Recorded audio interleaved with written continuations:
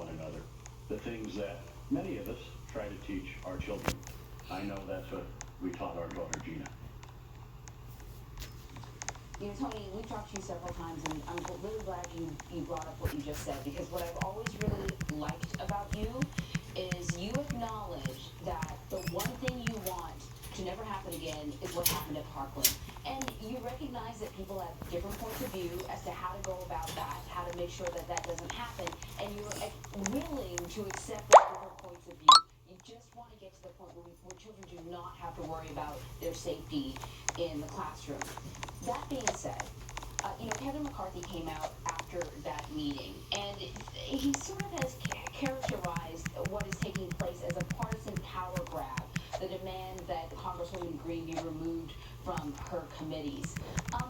Do you think there is something dangerous in the inability for some high-ranking Republicans to call Congresswoman Green out on some of the things that she has said? Well, I'll say this, that Stand with Parkland is a uniquely inclusive and nonpartisan group. We're focused on issues, answers, and families. We think that our elected leaders should be able to work together to find solutions to problems. It's the only way we're going to get things done. I am disappointed. Well, I'll say this. I appreciate Minority Leader McCarthy's words, but and words are important.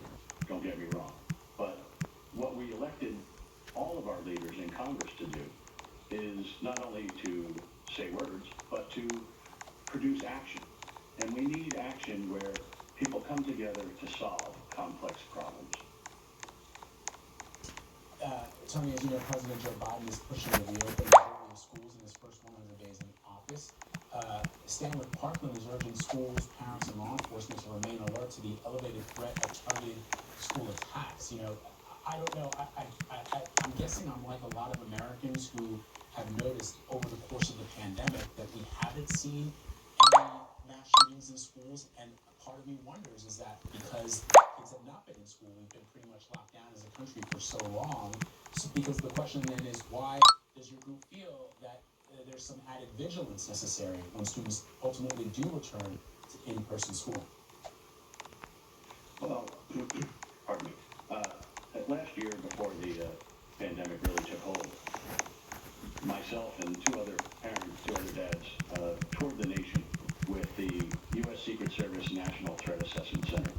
And we were highlighting their latest report, Protecting America's Schools. In that report,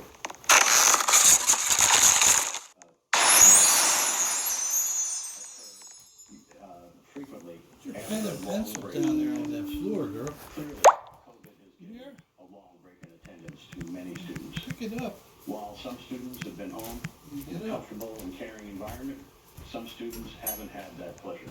Some students have had some difficulty in their homes. Some students who are getting mental health treatment before this have not been able to access that care.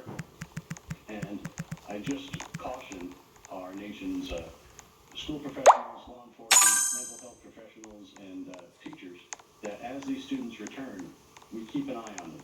We look for students that are troubled and get them the help they need before they resort to any kind of violence.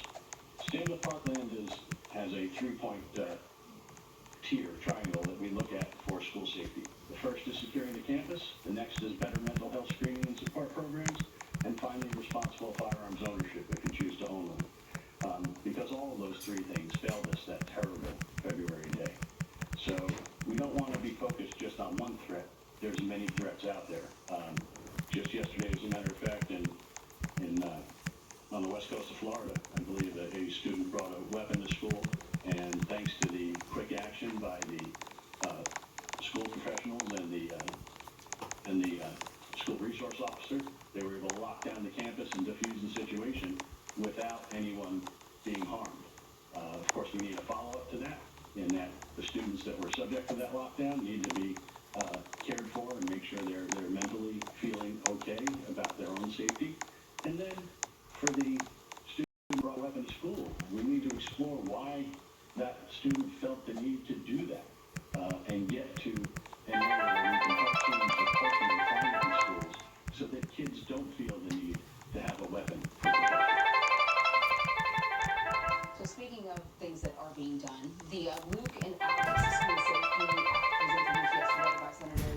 Scott and Marco Rubio, and Ron Johnson.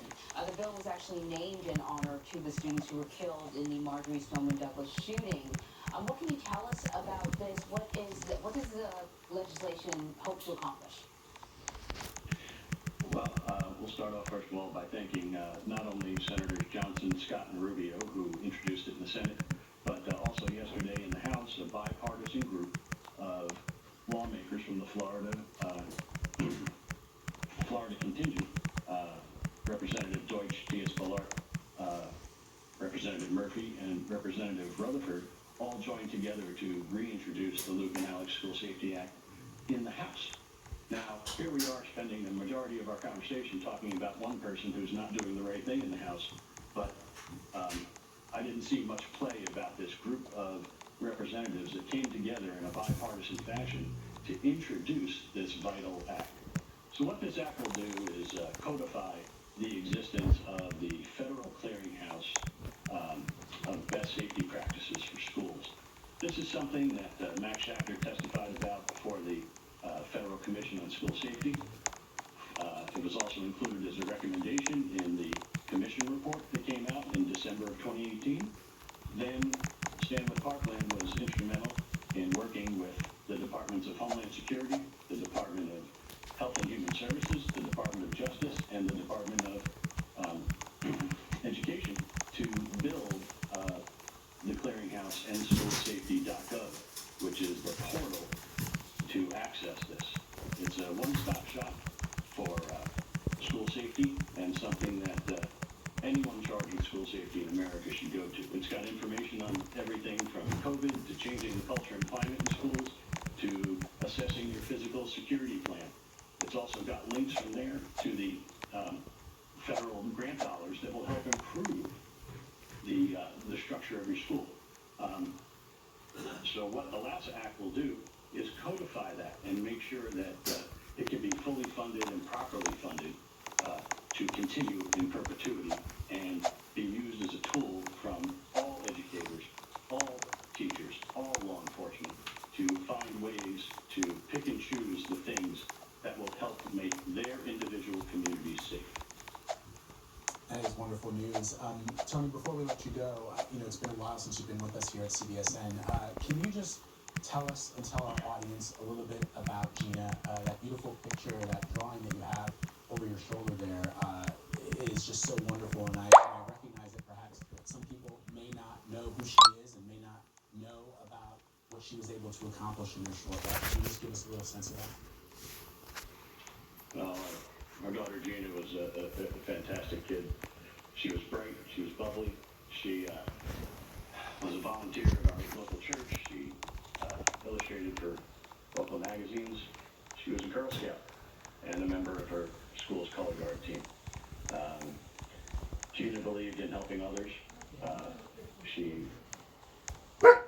volunteered for a group of kids with differing abilities. She always spread kindness, and she had a smile that would light up a room. And truly, the world is a poorer place for her not being here with us. Tony Montalto, we stand with you. The way you have channeled your grief into making lasting change is so admirable. And we love it when you come and talk to us and sort of remind us of the hard work that you are doing. Thank you so, as a parent with a child in school, I thank you so much for your hard work. Well, thank you, and please, everybody log on to standwithparkland.org to find more information about not only what we're doing, but what you can do to help ensure